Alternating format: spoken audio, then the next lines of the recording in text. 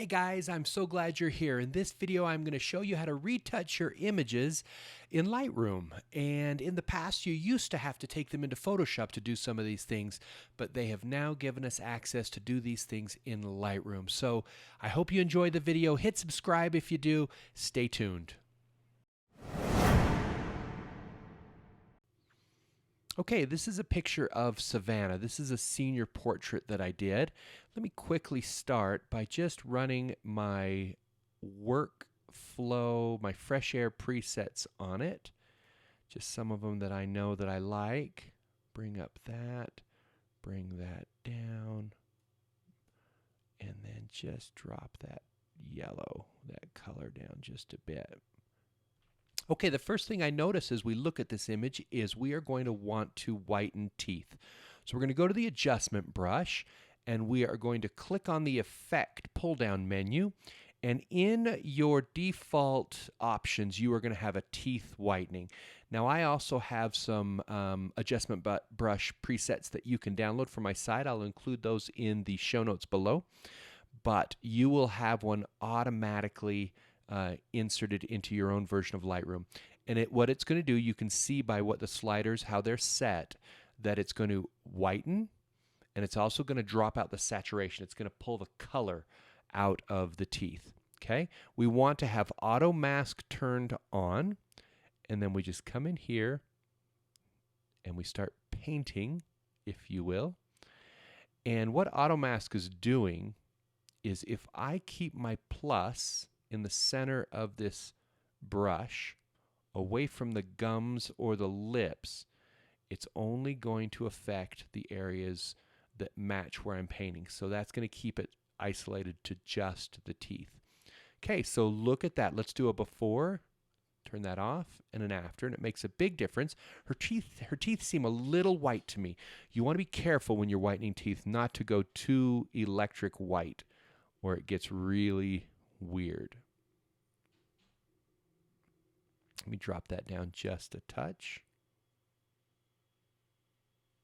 Right about there is where I'm happy with. So now her teeth are whitened. We can do a before and an after. And I haven't really got that electric look. The next thing we're going to want to do, let me hit close, and let's get another adjustment brush. We are going to want to bring out the color of her eyes. Okay, so again, you have an iris enhance right here to select. I have my own that I'm going to click on and use because I like it. What it will do is it will brighten the eyes a little bit. It will add a little bit of clarity to sharpen up the detail, and then it will increase the saturation to bring out the color. Let me zoom in just a little bit closer. Let me go to a 4:1 zoom so we can really get in close. I'm going to turn off auto mask on this one because I've got a dark center. I've got different colors in here. I think auto mask might struggle, and so I'm just going to be careful myself to stay right within the iris.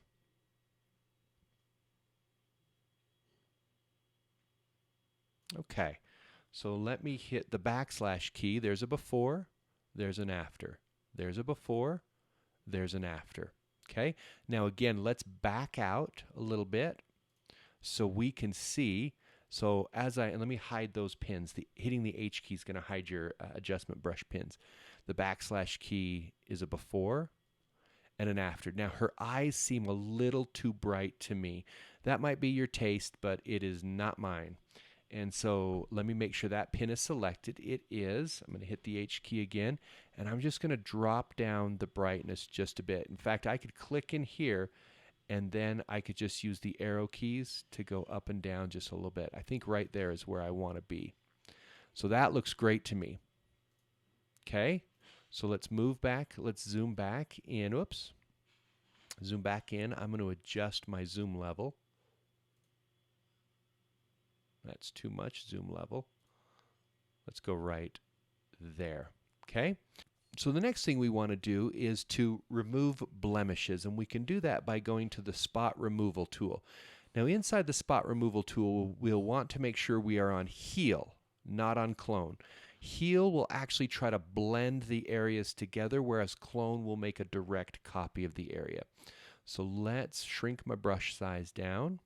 And if I click Lightroom, let me bring back my pins. Lightroom will automatically choose where that pin is going to be. And if I hit the / key, it will just keep picking new areas to try to find a better one to do that. I can delete that, and if I hold down the Command or Control key, I can actually select where it clones from. Now, being that this is skin and that there's a lot of skin to choose from, I don't need to hold down that key. I can let Lightroom pick. But just by clicking, I can let Lightroom pick where it wants to choose from. Now, there are a few stray hairs here on her forehead as well that I can easily get off. Now, see, that one went crazy and picked from way up here. Let me drag it back down here because that's not a good selection. Okay, so we're just kind of quickly going through and removing just some of the blemishes that we see. We want to be careful not to remove moles unless asked to do so. I've removed a mole before, and they weren't too pleased about it, so I had to come back in, re-edit it, and pull that away. Okay, so let's just do a before and after with the spot removal tool. There's a before, and there's an after, so we can see what we've adjusted. Let me hit close to save those changes. Now this is the next one is kind of the big thing. This is something that is new, and if you don't have the texture slider, then you need to upgrade Lightroom Classic to get that slider. What that slider allows us to do is to retouch the texture of the skin and to really begin to soften skin. It works very much like frequency separation in Photoshop, and it finds what it does is it finds those contrasting edges and it softens them or brings them together, which is exactly what we want to do for skin. So let's go and select a new adjustment brush. Okay, what we're going to do though is first off, let's reset all of these sliders. We can do that by holding down the Option or the Alt key and going where it says Effect and clicking, and it's going to change everything to reset. So these are all zeroed out now. The next thing we want to do is we want to show selected mask icon. So we're going to click on that. Okay, if you don't see that, hit the T key and it's going to bring up the toolbar and you'll be able to see show selected mask icon. And then all we're going to do is we are going to start painting.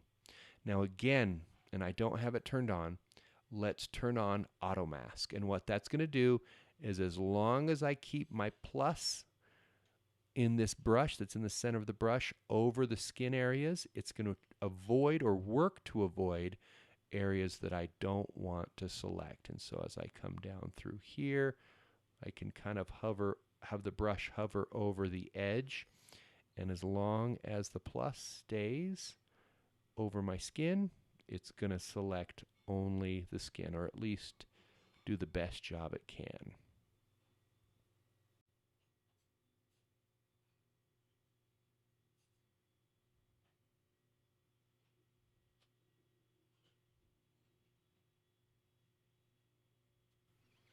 Okay, so that's pretty good.